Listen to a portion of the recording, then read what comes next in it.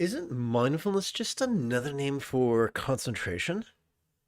Who can forget the first mention of the Force in the first prequel of Star Wars, The Phantom Menace? Allow me to set the scene. My details will be imprecise. It's been a very long time. Our boys, Qui-Gon Jinn and his Padawan Obi-Wan Kenobi, are scurrying to meet an evil businessman for a what they expect will be a meeting. On the way to the conference room, Obi-Wan confides to Qui-Gon Jinn the classic Star Wars quip, "I've got a bad feeling about this." To which his master responds, "Return to the present, my young Padawan." This is all paraphrasing. Don't come at me in the comments. To which, now remember, before this conversation happened, in the novelizations, we learn that Obi-Wan Kenobi was terrified of losing Qui-Gon Jinn as a master. At one point, Qui-Gon Jinn says, "Your only flaw as a Padawan is that you care too much what your master thinks," which it goes a long way to explaining just how spiky Obi-Wan Kenobi was occasionally to Qui-Gon Jinn in The Phantom Menace. He was learning or trying to learn the lesson that of Qui-Gon Jinn. Remember, Qui-Gon Jinn was not an ass kisser. He was more concerned about the Force than he was about politics, which was why he was not concerned about being a member of the Jedi Council. So, Obi-Wan Kenobi is spiky, and he responds to his master, Qui-Gon Jinn, thusly. But didn't Master Yoda teach us to be mindful of the living Force, which is exactly why Obi-Wan Kenobi had a bad feeling about the present moment, had a bad feeling about the memory, because the living Force was giving them, red flags. And then Qui-Gon Jinn gives us $1 million of advice. And once again, I'm paraphrasing. Sorry about that, kids. One, don't do one at the expense of the other. Don't tune into the living Force at the expense of the present moment, or the wax melodramatic. Do not sacrifice the present moment upon the altar of the living Force. Ha ha ha. Take that, Torah. So, take that, Book of Genesis. So, now you and I, and all the rest of us filthy, unwashed Americans might go, wait, concentration? Mindfulness? What's the difference? Concentration, you're focusing on one thing. How can you focus on two things if you're focusing on concentration? If you're focusing on one thing, and that is the $1 million question. Isn't mindfulness just another name for concentration?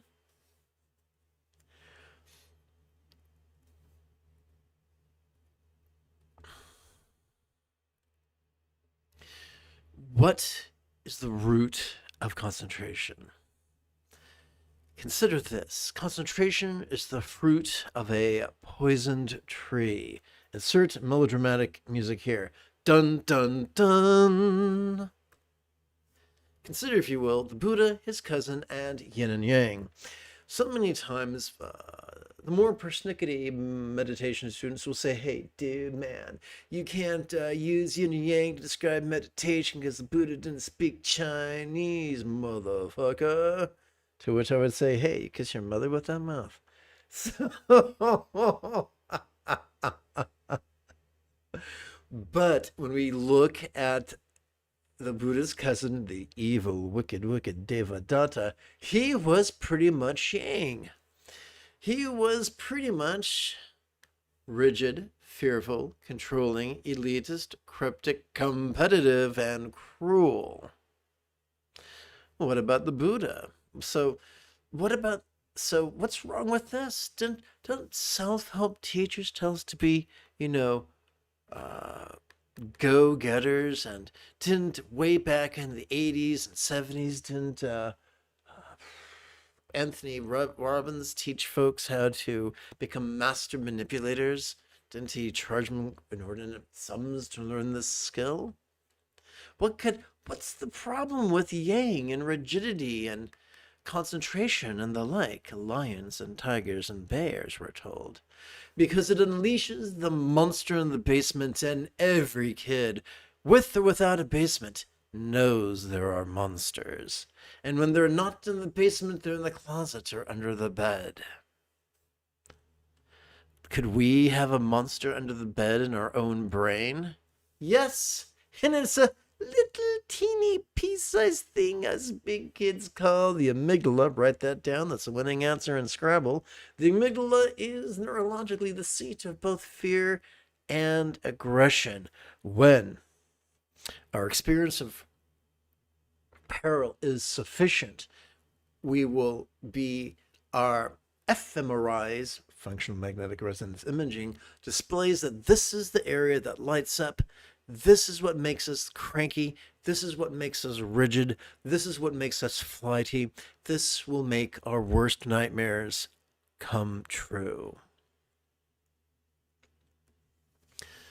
Well, that sucks. What about the Buddha? What are some of the Buddha's attributes? Well, the good old Buddha, he was flexible, loving, laid back, egalitarian, lucid, cooperative, and kind. Well, I want to be like that too. How about you? And the part of the brain that makes that possible is a chunk of meat that us big kids call the anterior, because it's in the front, cingulate, because look at that, it forms the C, cingulate gyrus, because it infers the circle, doesn't it? Excuse me. My throat's not cooperating.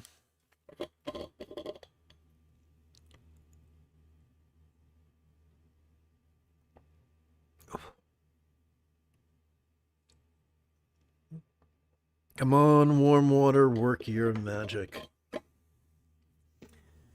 Hey, remember back in the 80s we had commercials featuring beer face? I've been told I make that when I drink hot water. I'm told my facial expressions can sour milk. So, what are the mechanics of mindfulness then, you might intelligently ask? Every time we inhale, whether we know it or not, we automatically and effortlessly access our sympathetic nervous system. It's so old, it's older than the brain. It's found in the spinal cord itself, in the thoracic region associated with our rib cage. Every time it is wired not to support active concentration, but instead to support perception, practiced vulnerably, passively, viscerally, and randomly. This is how our mind is able to reconcile two seemingly different things. The three-ring circus of the present moment, and by we, I mean the fictitious characters of the Phantom Menace. Yes, I'm sorry, Virginia, but the Phantom Menace was not a historical document. It's a work of fiction. A delightful work of fiction. A contentious work of fiction, but a work of fiction nonetheless. So, how is Obi-Wan Kenobi to reconcile both this present moment and the ocean of the living force upon which this present moment seems to float? Simple.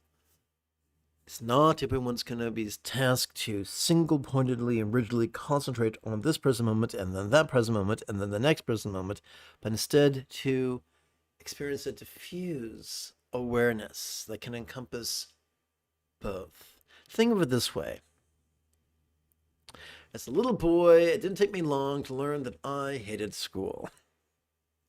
And so the first day of summer was exquisite. I remember the first day of summer. I remember me and my little sister in the backyard playing with the hose, playing with the nozzle. And of course, I, being the eldest by 2.5 years, was responsible for the technical machinery, the complex mechanism of the nozzle at the tip of the hose. And of course, I was intrigued because it was made of that translucent plastic, was green translucent plastic, a little bit of yellow here and a little bit of red there. And oh, it looked very sci-fi. So it was right up my alley. But I noticed that when we turned the nozzle one way, we had a narrow stream, reminiscent of a phaser, don't you know? And when we turned the other way, we had a cone, reminiscent of the cone of silence from Get Smart. Because yes, I was raised by the television. How about you, my fellow Gen Xers?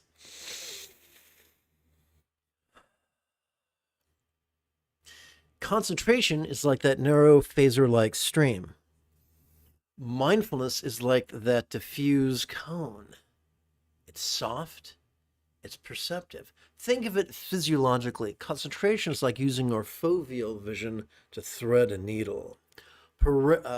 Mindfulness is like accessing our peripheral vision. The way you might see in a kung fu movie, you might see the apprentice working very hard to spar, and he's twitchy, and he's looking all over the place, like you said, far too much caffeine. But then you see the master. He walks into a perilous situation, serene, calm, not looking anybody directly in the eye, but turning his head slightly and looking as if he's gazing off into the distance. The Koreans refer to that as distant mountain viewing. And we went many years ago when I was studying, when I was a pre-white belt student, for I never got my white belt, I don't think.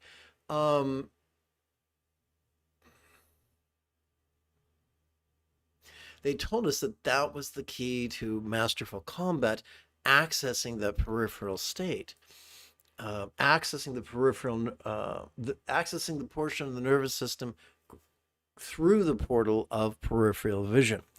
Later, years later, I was taught by the people responsible for photo reading that that's how we access just a different entirely region of our brain.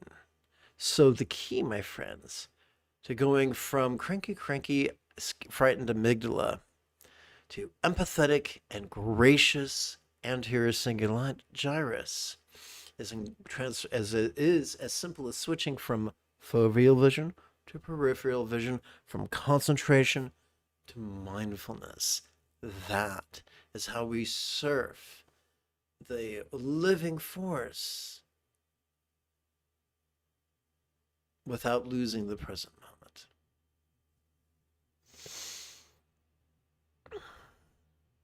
I look forward to chanting and meditating with you after about 40 seconds of housekeeping. This is Lama Jigme Gyatso of the Buddha Joy Meditation School. For more than 30 years, I spent more than 8 hours a day studying, practicing, and reverse engineering all the teachings and techniques of each school of Buddhism so that you would not have to. I play the Yoda to your Luke Skywalker. I play the Qui-Gon Jinn to your Obi-Wan Kenobi, only the shorter version, so that you can quickly and easily become the person that your dog already thinks you are. Welcome to Meditate Like a Jedi, which is made possible due to the generosity of viewers just like you.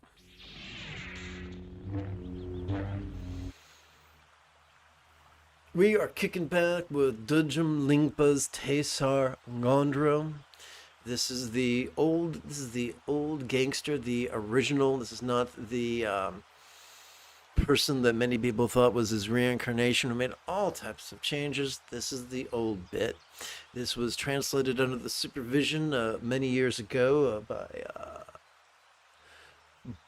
Chagdud Tulku, and it's been both adapted and amplified by this bloke what sits before you now.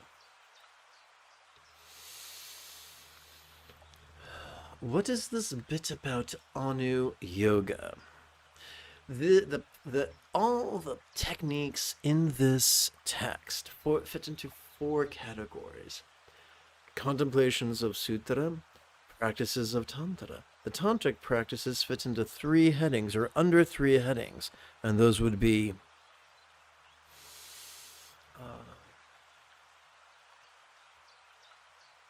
Anu Yogas, energy work to support meditation, Ati Yogas, actual meditation, and Maha Yogas, mantra meditation or mantra contemplation.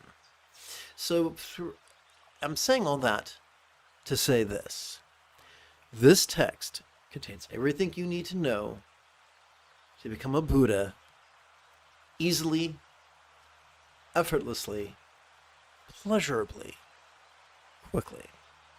This does not give you everything you know to master trivia, but who the hell needs trivia? This gives you what you need to master the Eightfold Path sufficiently to become the person your dog already thinks you are. Anu Yoga is energy work, and so we're going to play with these words not in a literal way, but as metaphors to help guide our energy. Together, let us chant this thrice. Now, whenever we have a white heading, I like to, white reminds me of the color of a cumulus cloud, so I place my hands overhead and I invite you to do likewise, together. O Majo Lama, please come to this crown, O infallible constant protector who knows all Dharma things. Dharma in this context means the Buddhist teachings. O Majo Lama, please come to this crown, O infallible constant protector who knows all Dharma things. O Majo Lama, please come to this crown, O infallible constant protector who knows all Dharma things.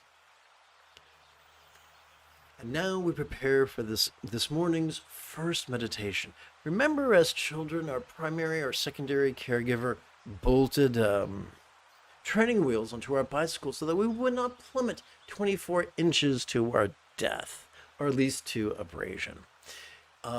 We're doing the same thing this morning, and just as training wheels are clunky, so is this 12-syllable exercise, but it helps us get us on our way.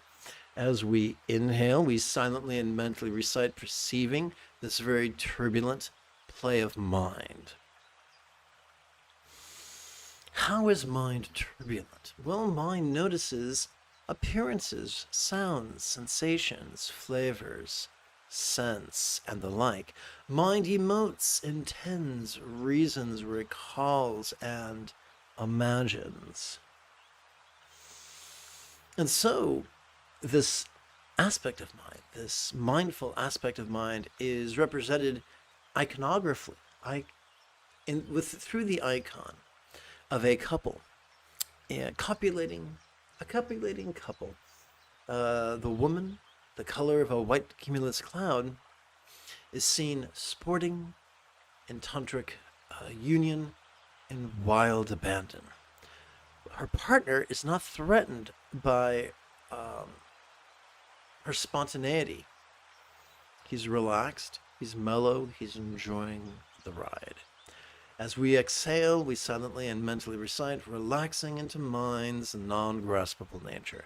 Let's silently and mentally recite this in harmony with our breathing for approximately 9 to 12 rounds.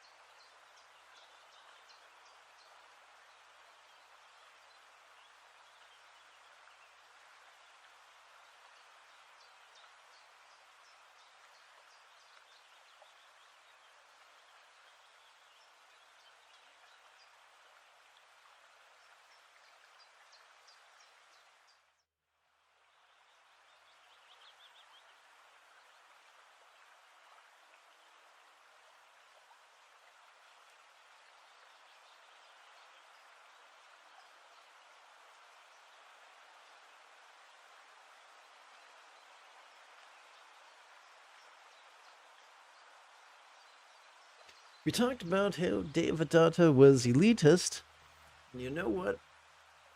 A lot of meditation teachers are, at least 90%. They'll say, "Oh man, this Ati yoga business, this Mahasandhi, this Ati yoga, this Dzogchen, this Trek show, it's for special people. So you better kiss your teacher's ass and jump through whatever hoops he sets before you." But what if that was an inaccuracy? What if this exact same practice was available originally in the Pali canon and described as sati pasati? What if it was also made available in the Mahayana canon as proto-Zen or Chan or Dhyana or Mahamudra? One of the cool things about it, when it's done correctly, is it accelerates the spiritual path.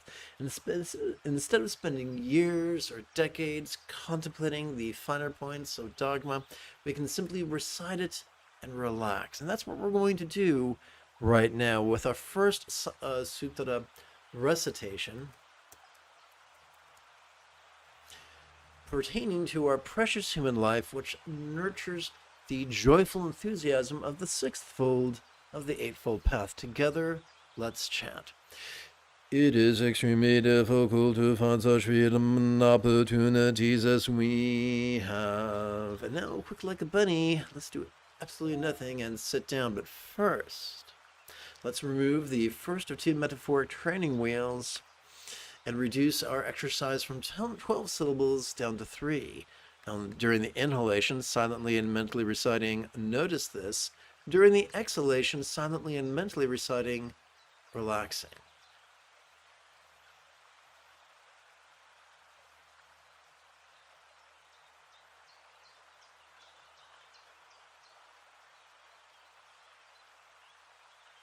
Here, on the lazy bastard path of meditation, we like to keep things simple, silly, and so this 3-syllable exercise is sufficient. But sometimes, folks, just sometimes, it feels like circumstance behaves like the school bully, grabs our lapel and shakes us like a French au pair. When that happens, it's not our job to repress, it's not our job to indulge, it's our job to harness the present moment, be it glorious or be grotesque. And that's when it can feel advantageous to play with different labels. Notice I said play. This isn't about perfectionism. This is sloppy and messy, just like child's recreation. We feel an unpleasant sensation in our body, or perhaps we transform into being a horn dog and we're experiencing tumescence. Sensation, relaxing. When we catch ourselves feeling strong emotions, emotion, relaxing. When we catch ourselves wishing, that would be intention. When we catch ourselves rehearsing a conversation, which is common for folks like me who are neurodivergent, cognition, relaxing. When we find ourselves lost in memory, recollect, relaxing. When we find ourselves exploring daydreams or drowning in daydreams, imagine, relaxing. Once again, our job is not to perfectionistically seek the label that is just right. Our job is to flow with notice this, relaxing, and when the time is right, occasionally play with or experiment with a label. It's supposed to be messy, we're supposed to make mistakes. That's how learning works.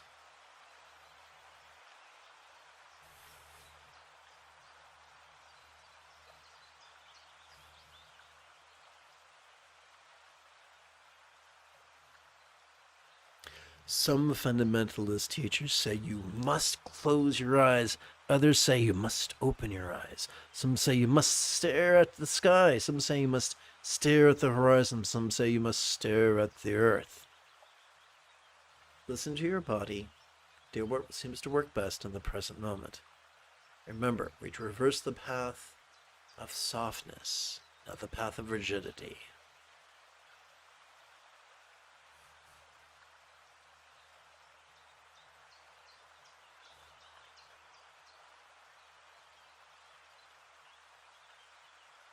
Remember, the painters and sculptors who gave us the most ancient Buddhist art were typically not great yogis. They were artists. They took artistic license.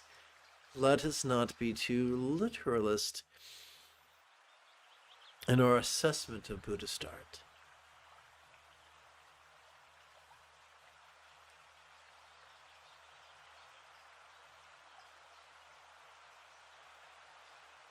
Those stuck in yang, those stuck in patriarchy, are typically slaves of literal mindedness. Those who have the courage to explore yin, who have the courage to explore metaphoric matriarchy, grow comfortable with the possibility that not everything is literal. We come to the second sutra recitation pertaining to impermanence, a key to the wisdom of letting go, the first of 8 folds of the Eightfold Path. So, where someone who is rigid might use impermanence as a tool to frighten and manipulate you, upon the path of softness we say, yes, we live in a world that's always changing. Seasons change, the moon waxes and wanes, the sun rises and sets, our lungs swell and sink. Ever-changing one and all, there is nothing permanent to grasp. Together. Being impermanent, everyone who was born will die.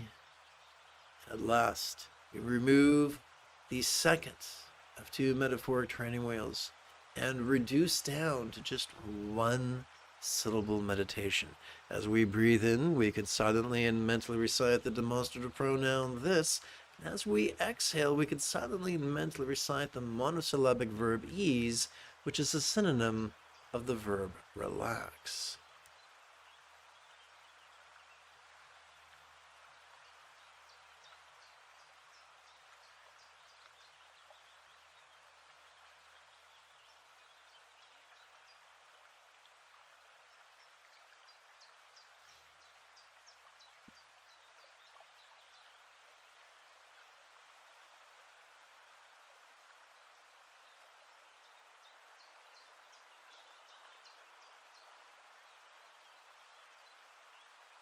If we decide to play with labels, remember transforming 3-syllable labels into 1-syllable labels often requires poetic license.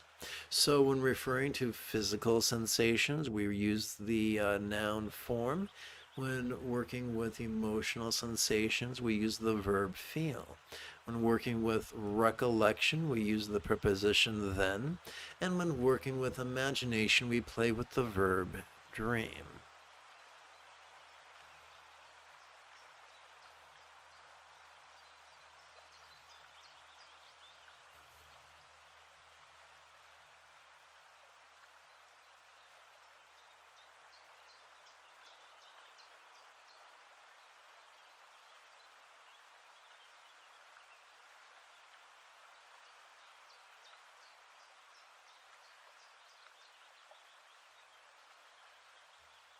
We come to our third sutra recitation pertaining to interdependence, a key to wishing love, the second fold of the Eightfold Path. Take it. Now remember, our job is not to frighten ourselves or coerce ourselves with threats of bad karma or bad rebirth. But instead, remember, the power is not in fear. The power is in empathy. It is in love. And so we remind ourselves that there is cause and effect. When we shove someone, they don't like it. They feel sad or mad. When we hug someone, they feel safe and loved. So we live in an interdependent universe. Let's chant. The results of all virtuous and harmful actions are inevitable.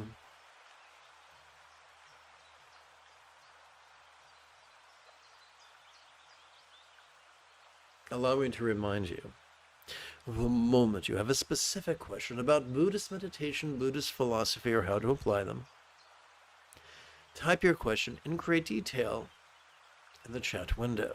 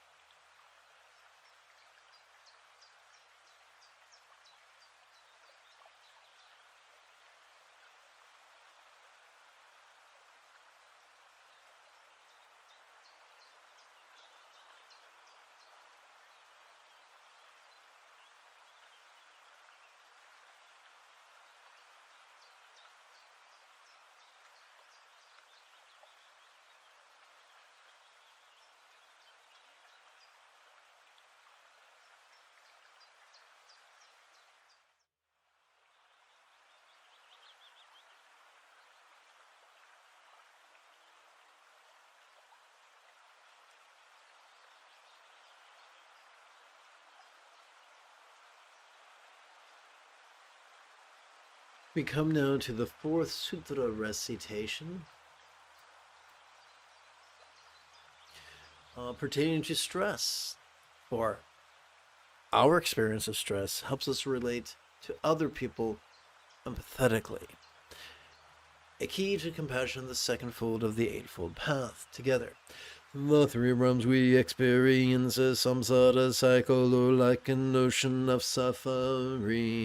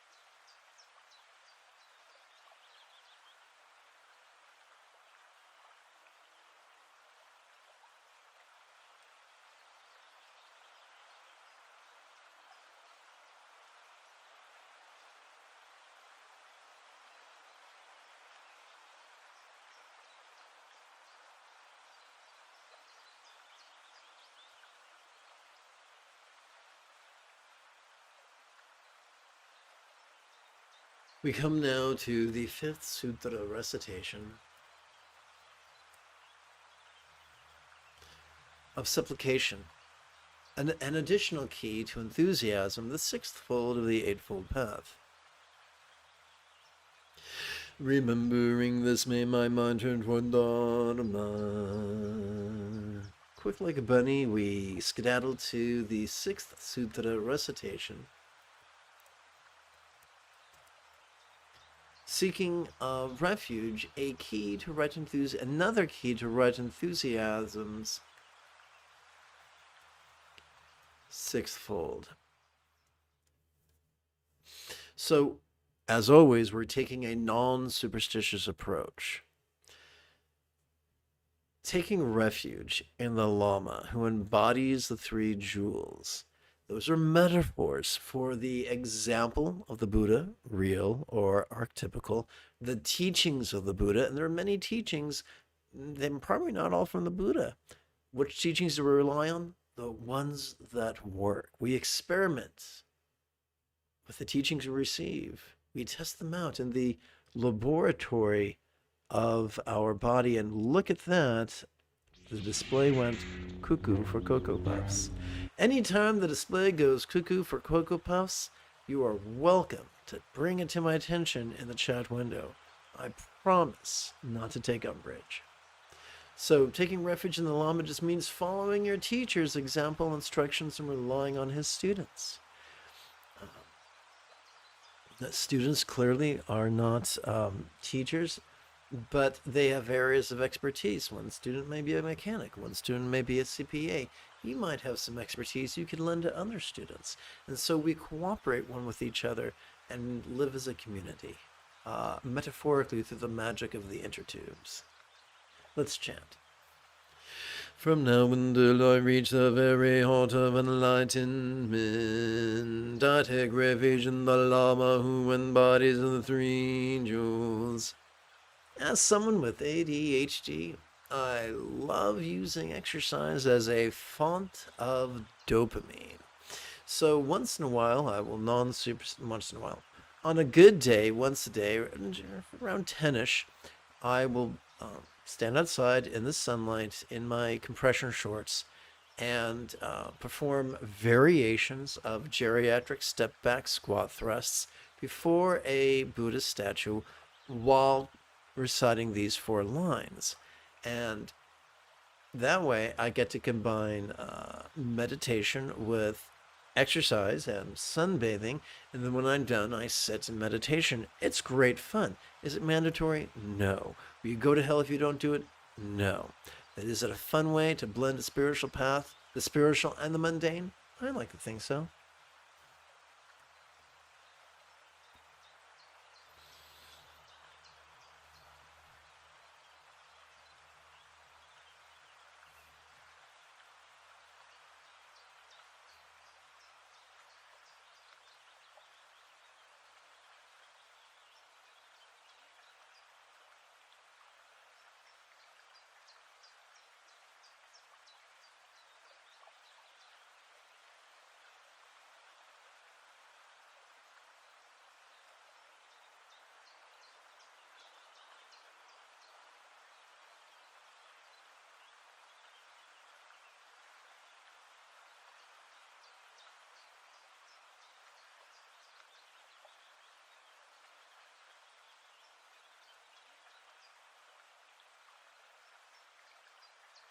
And now we come to our 8th Sutra recitation pertaining generating conventional bodhicitta, the right intention, the second fold of the eightfold path together. From now until samsara is indeed may I bring about benefit and happiness for all beings as if they have each been my kind mothers. Remember, it's not the chanting that changes us. It's the mindfulness and meditation that causes the underbrain to stop lighting up and the anterior cingulate gyrus, the seat of empathy, to start lighting up as confirmed by neuroscience.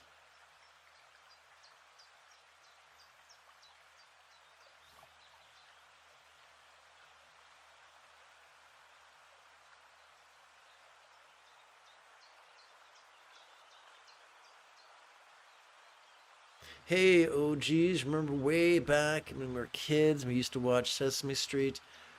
Way back in the early 70s, Sesame Street had a response to Easy Rider, and they called it Easy Reader. Remember that?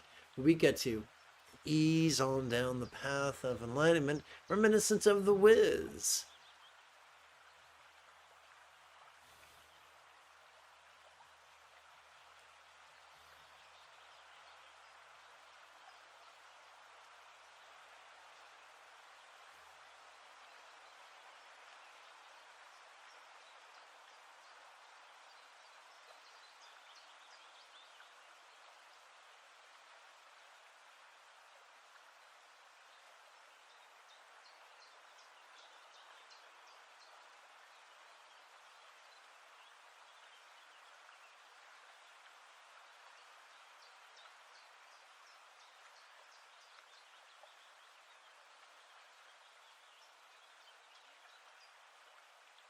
There are cranky bastards roaming around in monks' robes telling you that the more seconds that elapse between your mind wandering, you notice it, and you noticing it is an indictment.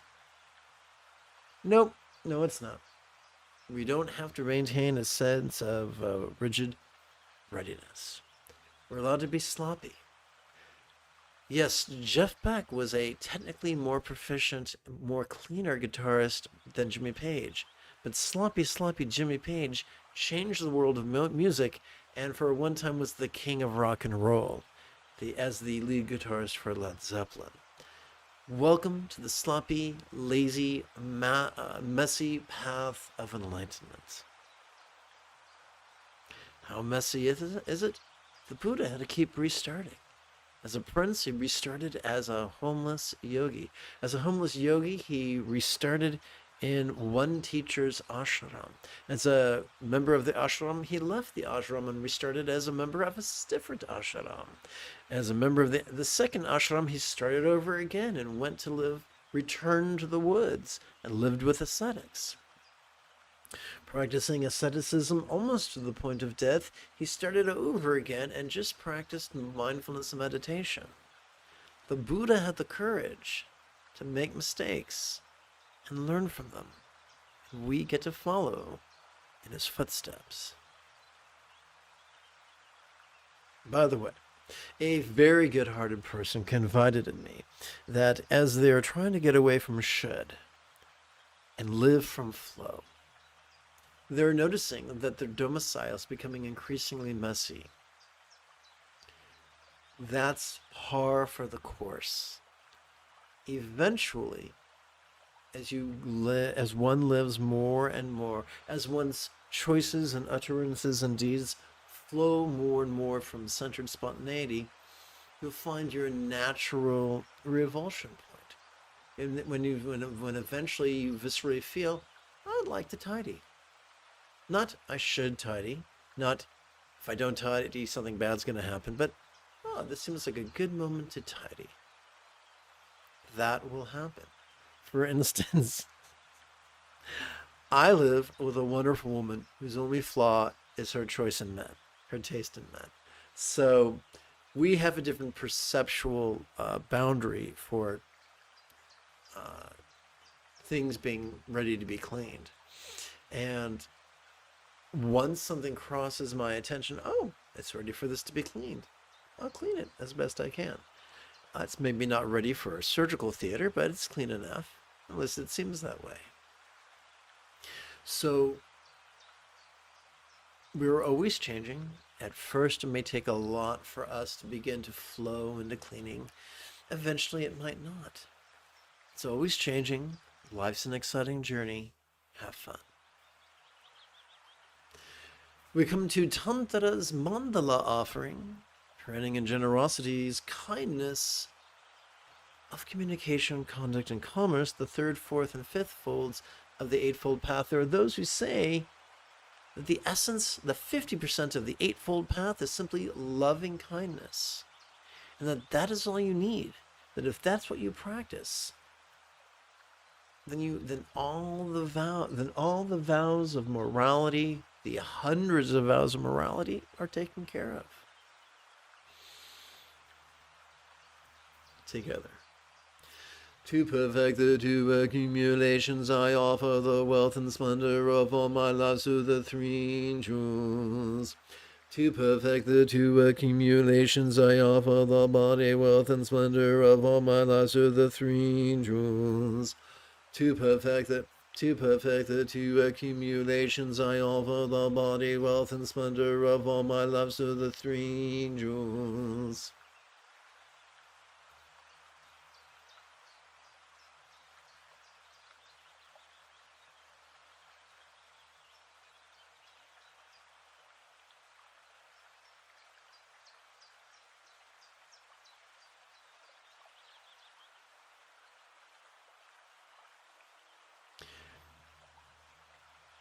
For us to humbly and gently and spontaneously and enthusiastically offer our talents and resources to our friends who are joining us on the spiritual path is a beautiful thing.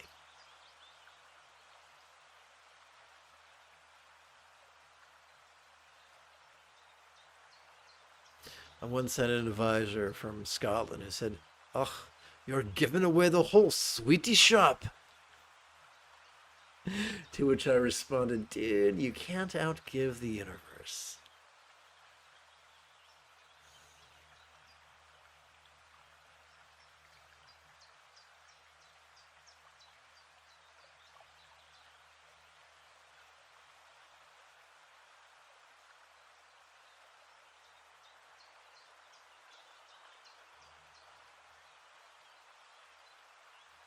We return to Anu Yoga Tantra's energy work, so our palms are going to be overhead. Dorje Sampa inseparable from my Lama is above the crown of my head. Nectar flows from him, purifying my obscurations on Vajrasattva.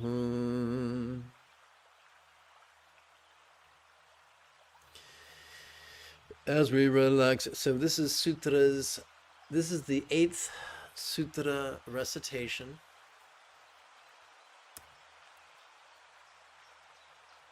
Pertaining to right view, emptiness reviewed, the first fold of the Eightfold Path. As we relax into our exhalation, whatever we notice during our previous inhalation could feel as not graspable as a vast empty void. Like the illusion of the infinite azure sky on a bright and beautiful cloudless morn, which although compelling to the eye is not graspable to the hand.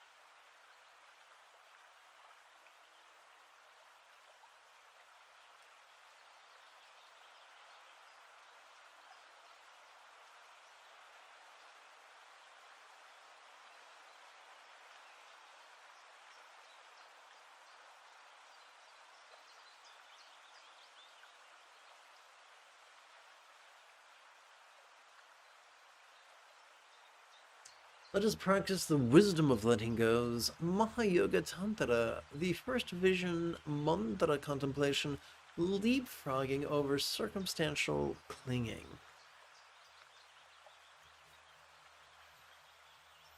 So here's the pattern we're going to play with.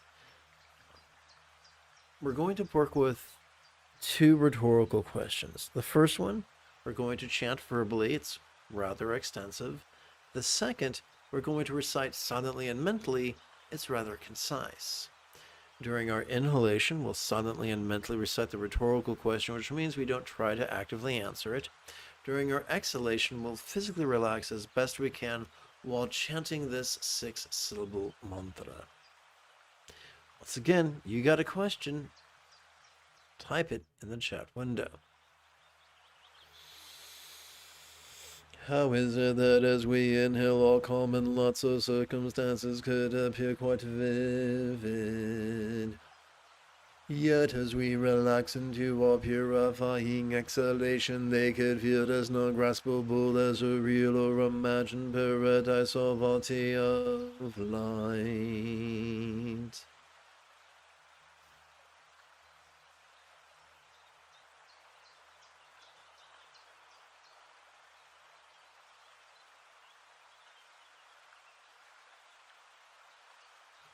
Om Vajrasattva, Om Vajrasattva, Om Vajrasattva, Om Vajrasattva.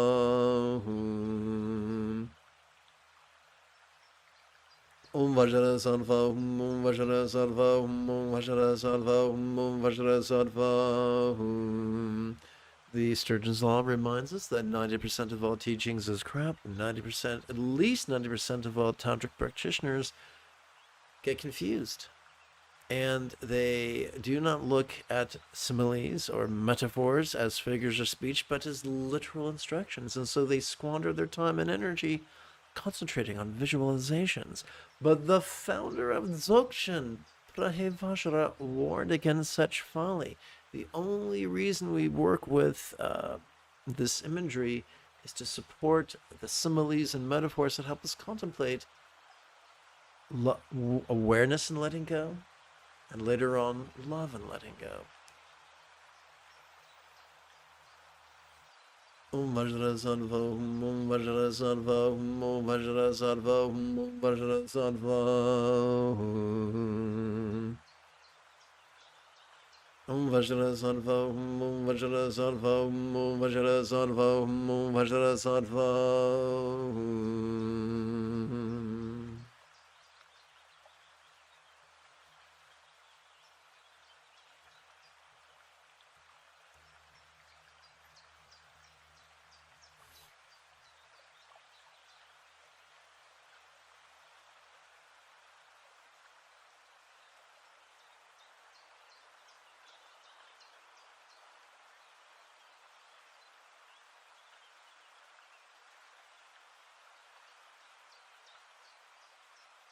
So the great luminary Prahe Vajra, known in Tibet as Gaurab Dorje, taught you don't need concentration, you need mindfulness. You don't need contemplation, you need meditation. And yet, slaves of elitism, rigidity, fear, and control said, well, that's just for special people. You smelly bastards need to do the opposite of what he said. In fact, you're not allowed to read his teachings. Those are just for special people. As the Buddha lay dying, as recorded in the Mahayana Parinirvana Sutra, the said, and I paraphrase, I have taught, lo these many years, with an outstretched arm and an open hand, keeping no secrets. Buddha kept no secrets. If your teacher keeps secrets, he's probably not following in the Buddha's footsteps, but in his cousin's footsteps, the wicked, wicked Devadatta.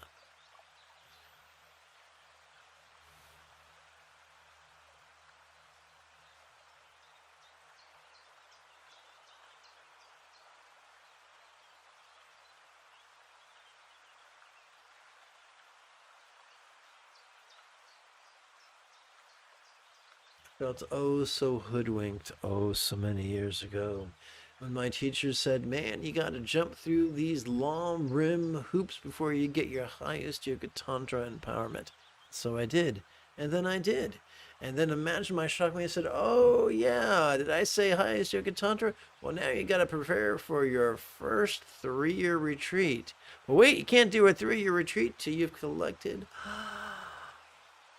100,000 bows, 100,000 offerings, 100,000 recitations of the 100-syllable mantra, and 100,000 supplications to your teacher. I felt like it was a form of slavery and exploitation. Imagine my surprise when I read the most ancient tantric text, which said those things aren't necessary. As a young man, Zalpatrul Rinpoche, the great Tibetan saint, recorded the words of his teacher, who was very, very rigid and fundamentalist, but after decades of practice, at the end of his life, Zalpatrul Rinpoche said, that's not necessary. That's not necessary. Just practice mantra and mindfulness and meditation, and everything else will take care of itself. That's it.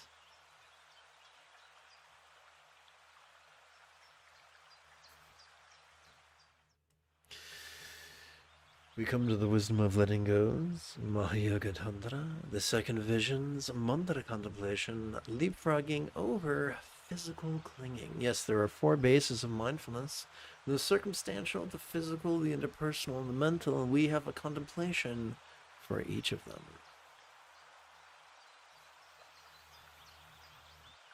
How is it that as we inhale, all common bodies or forms could feel quite sensual?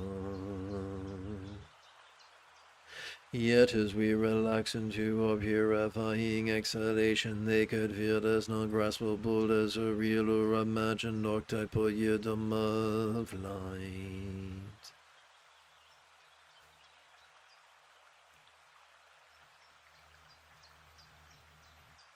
Om Vajra Sattva, Om Vajra Sattva, Om Vajra Sattva, Om Vajra Sattva.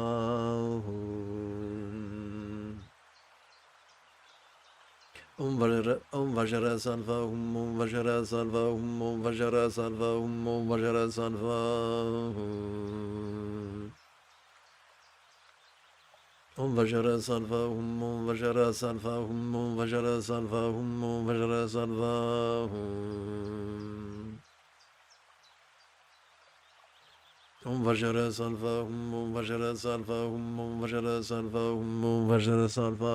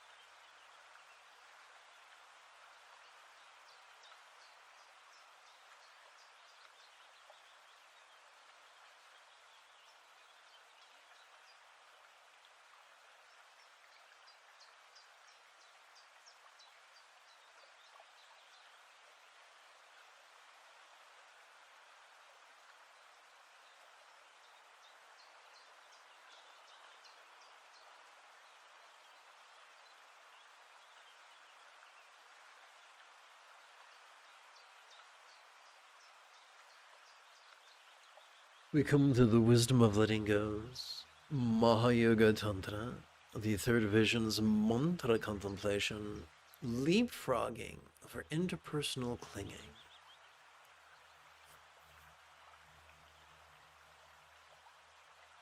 How is it that as we inhale the interpersonal experience of common communication, our speech could be quite resounding? Yet as we relax into a purifying exhalation, it could feel as non-graspable as a real or imagined mantra of light. Welcome to the live stream. If at any point you have a specific question about Buddhist meditation, Buddhist philosophy, or how to apply them to your life, simply type your question in great detail in the chat window. As soon as you get the question, please don't wait till the end. For at the end, I'm tired, my brain turns to jello. So it's simple. We just recited an extensive rhetorical question, and we're going to silently and mentally recite its very concise aspect. We do this as we breathe in. As we exhale, we physically relax as best we can into the recitation of this 6-syllable mantra corresponding to an archetype, not to a god or a goddess, just an archetype that helps us manage our similes and metaphors and stuff like that. Let's do it. Let's go for it. Om Vajra Sattva, Om Vajra Sattva, Om Vajra Sattva, Om Vajra Sattva. Om Vajra Sattva, Om Vajra Sattva, Om Vajra Sattva, Om Vajra Sattva. Om Vajra Sattva, Om Vajra Sattva, Om Vajra Sattva, Om Vajra Sattva.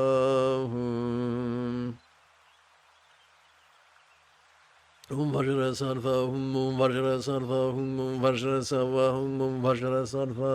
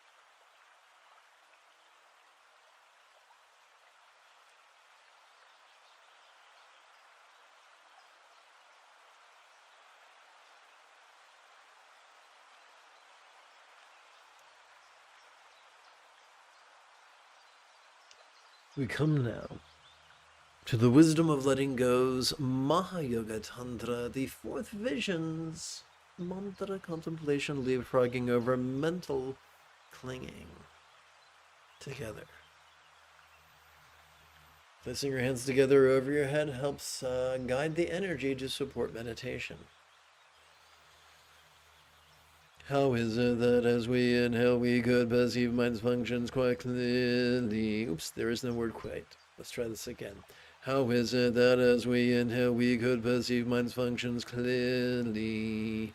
Yet as we relax into a purifying exhalation, they could feel as non-graspable as a real or imagined seed-settable of light. That's right. So the Buddha taught the 4 bases of mindfulness: the circumstantial, the physical, the interpersonal, and the mental. Because humans have evolved to think symbolically, archetypically, those 3 things are symbolized by the paradise of a Buddha, the body of light of a Buddha, the mantra of a Buddha, and the syllable mantra of a Buddha, as depicted in Buddhist art.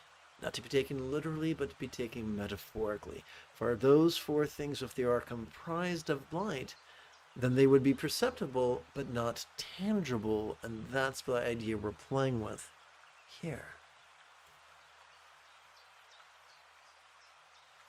Om Vajra Sarva, Om Vajra Sarva, Om Vajra Sarva, Om Vajra Sarva. So clear is just a metaphor for perceptible. We can perceive mind. We can perceive mind's perceptions of sights, sounds, sensations, flavors, scents, and the like. We can perceive mind's emotions, intentions, thoughts, memories, and imaginings.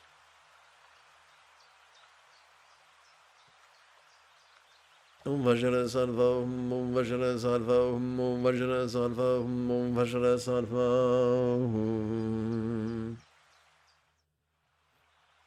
Om Vajra Sarva, Om Vajra Sarva, Om Vajra Sarva, Om Vajra Sarva. Om Vajra Sarva, Om Vajra Sarva, Om Vajra Sarva, Om Vajra Sarva.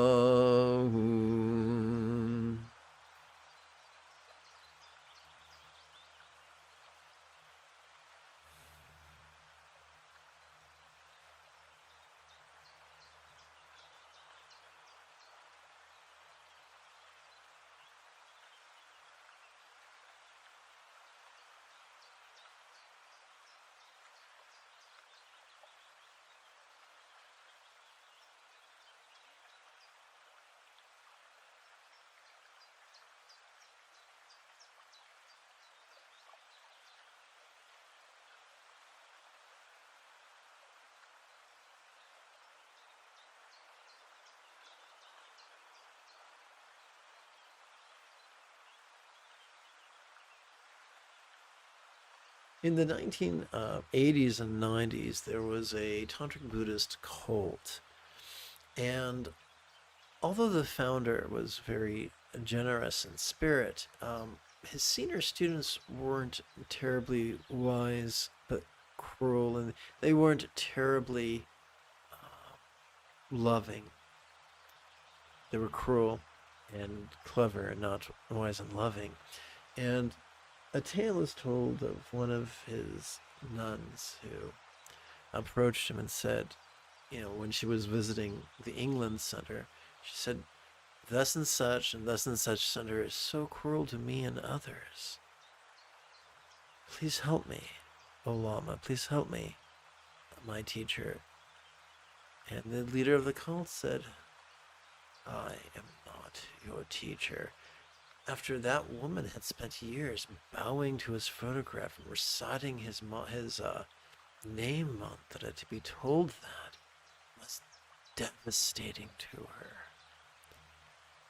May each of you have the good fortune to meet teachers who are not clever but wise, not cruel but kind, and who are not into elitism but egalitarianism, who are not into rigidity but flexibility.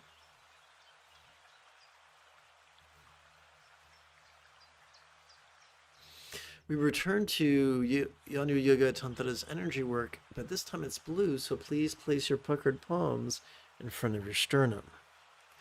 Dissolving into light diamond, mind, mother and father, blend with me in experience of heart's oneness.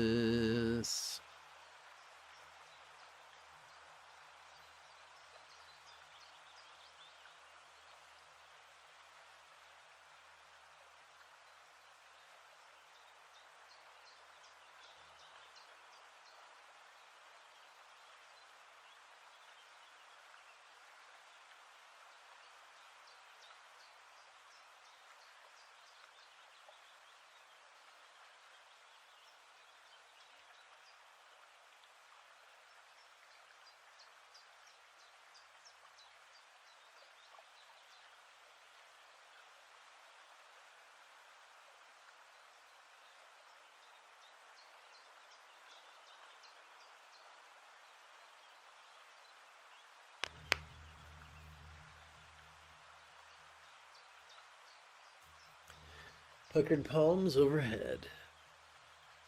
How am I like torching altar in the sky in front of me? My rude Lama could appear in the form of Padmakara.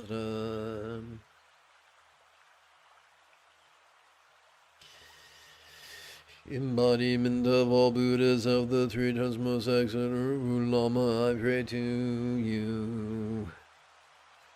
Hold me with your compassion in this and future lives, and in the bardo bless me always throughout the three times.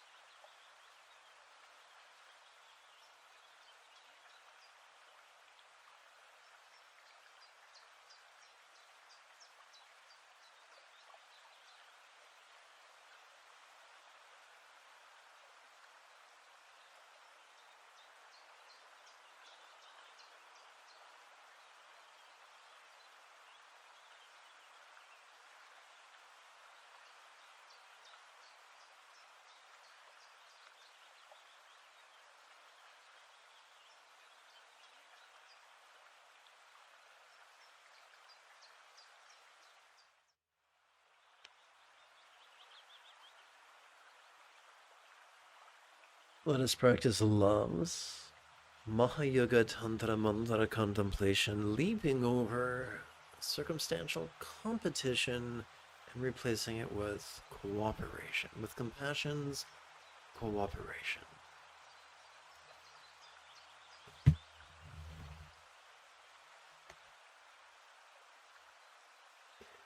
We're working with the color blue, so let's place our puckered palms before our sternum. May all circumstances or lots of all things know of the safety, good fortune, or boon, as a Buddha's real or imagined paradise, pure land of Ati.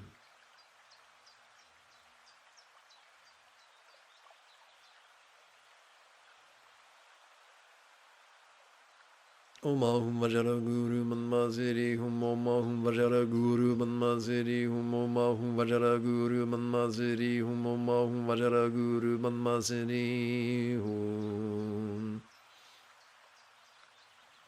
Om Ahum Vajra Guru Manmaziri Hum Om Ahum Vajra Guru Manmaziri Hum Om Ahum Vajra Guru Manmaziri Hum Om Ahum Vajra Guru Manmaziri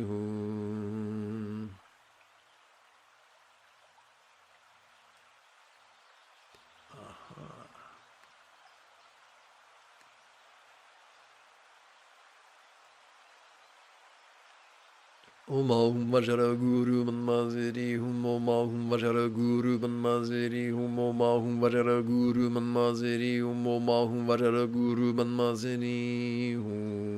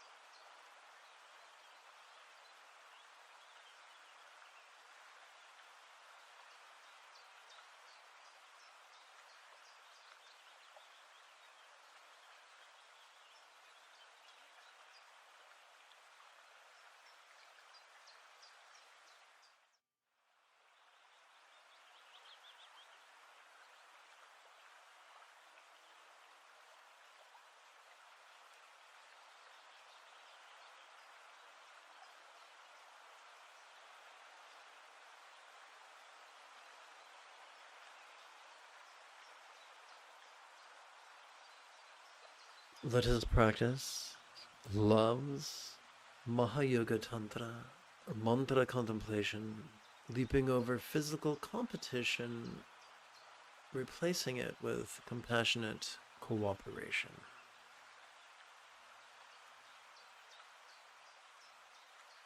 May all bodies of all beings now enjoy the beautiful, health depicted in Buddhist thought of the blissful body of a Yadama Flora and archetype of enlightenment.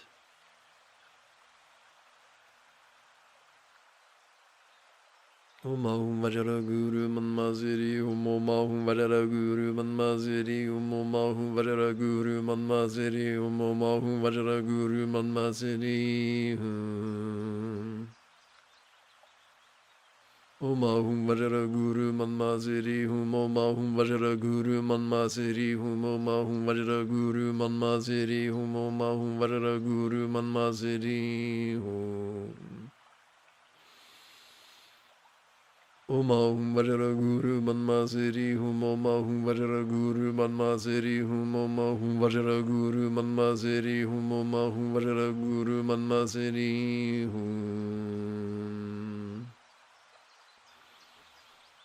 Om Ahum Vajra Guru Manmaziri Om Ahum Vajra Guru Manmaziri Om Ahum Vajra Guru Manmaziri Om Ahum Vajra Guru Manmaziri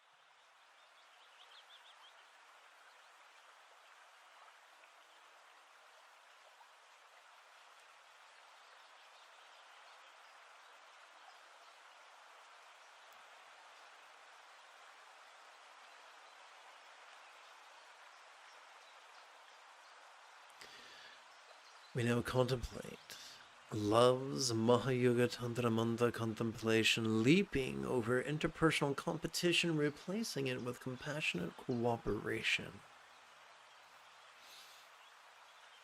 Together. May all relationships of all beings know be as loving and joyful as a real or imagined Buddha's communication symbolized by this 12-syllable mantra. Om Ahum Vajra Guru Manmaziri Om Ahum Vajra Guru Manmaziri Om Ahum Vajra Guru Manmaziri Om Ahum Vajra Guru Manmaziri Om Ahum Vajra Guru Manmaziri Om Ahum Vajra Guru Manmaziri Om Ahum Vajra Guru Manmaziri Om Ahum Vajra Guru Manmaziri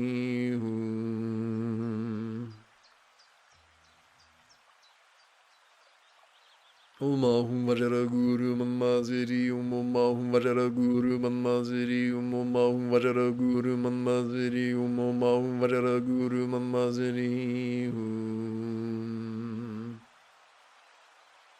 Om Ahum Vajra Guru Manmaziri Om Ahum Vajra Guru Manmaziri Om Ahum Vajra Guru Manmaziri Om Ahum Vajra Guru Manmaziri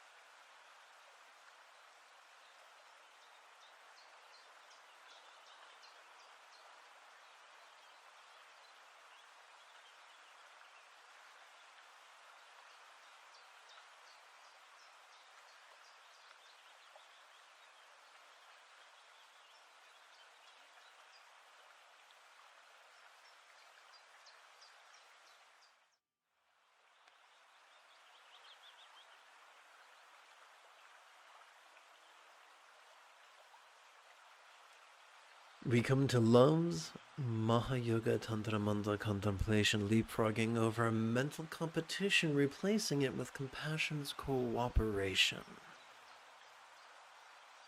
Together.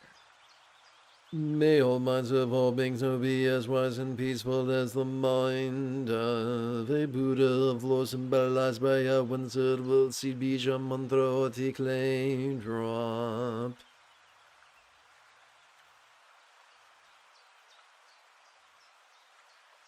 Om Vajraza.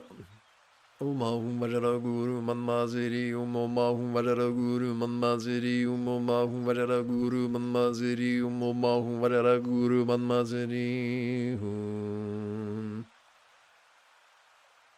Om Ahum Vajra Guru Manmaziri Om Ahum Vajra Guru Manmaziri Om Ahum Vajra Guru Manmaziri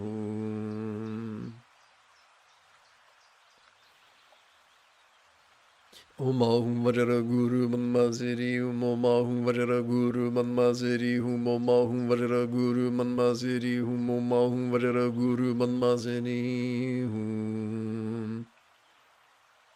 Om Ahum Vajra Guru Manmaziri Om Ahum Vajra Guru Manmaziri Om Ahum Vajra Guru Manmaziri Om Ahum Vajra Guru Manmaziri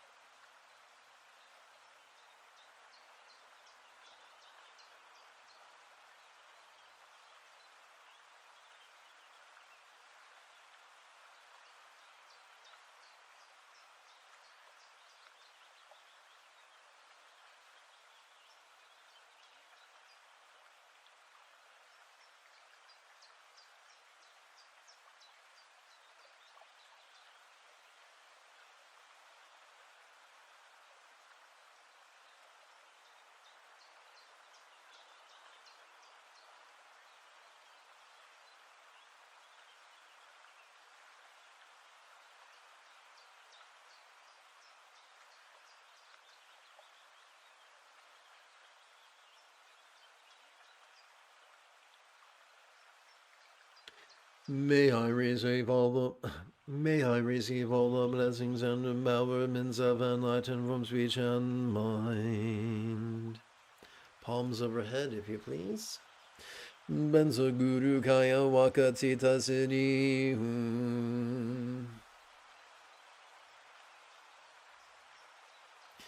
Palms folded in your lap, if you please. Benzo Guru Kaya Wakatita Siddhi.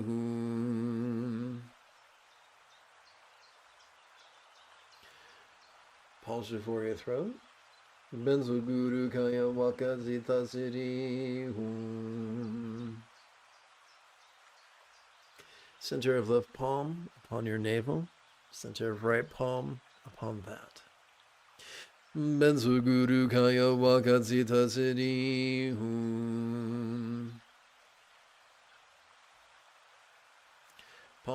Puckered palms before sternum.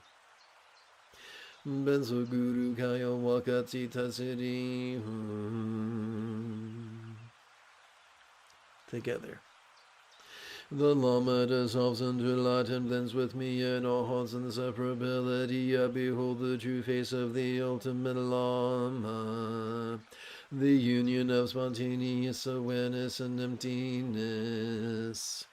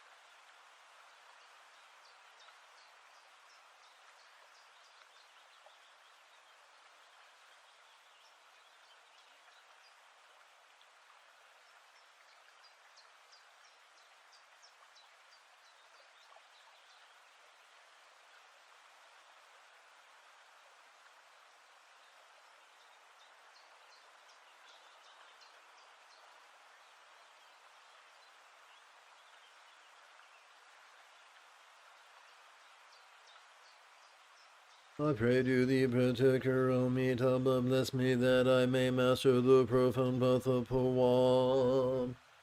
Faith.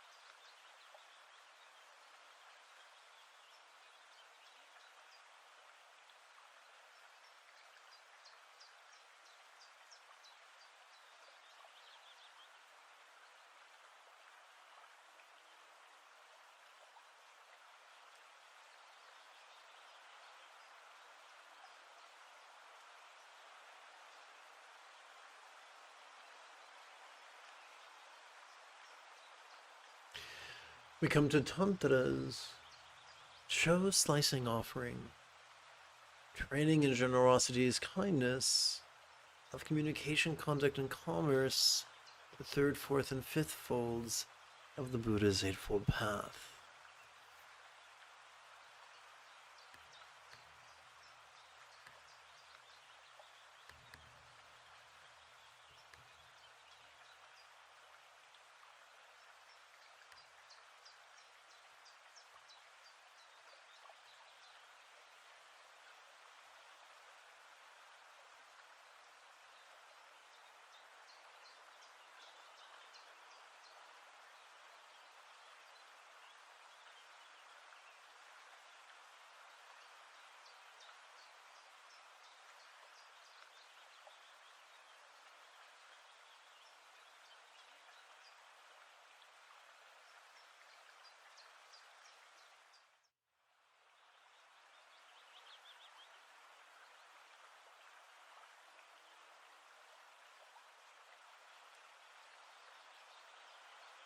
I now give my body, wealth, and virtue with qualities wholeheartedly to all beings as if they had each been my kind mothers.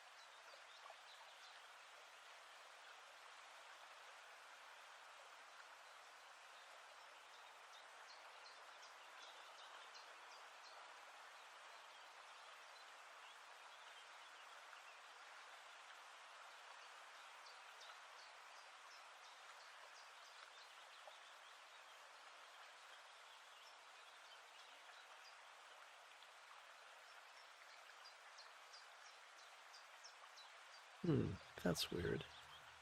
That's very, very weird. Oh, wow, that is odd. Okay.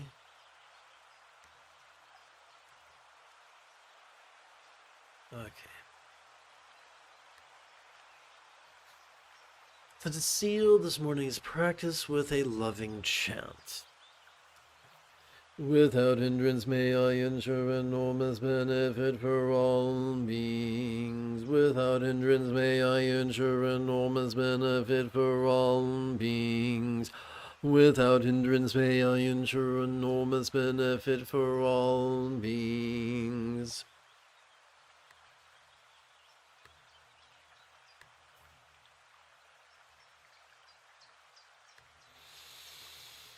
If you feel that I have earned it, you could give this live stream a thumbs up. You could even help support this channel. In approximately 10 hours, I would very much like to return to lead today's evening meditation class and group practice. And if you are as geeky as me, this is the way.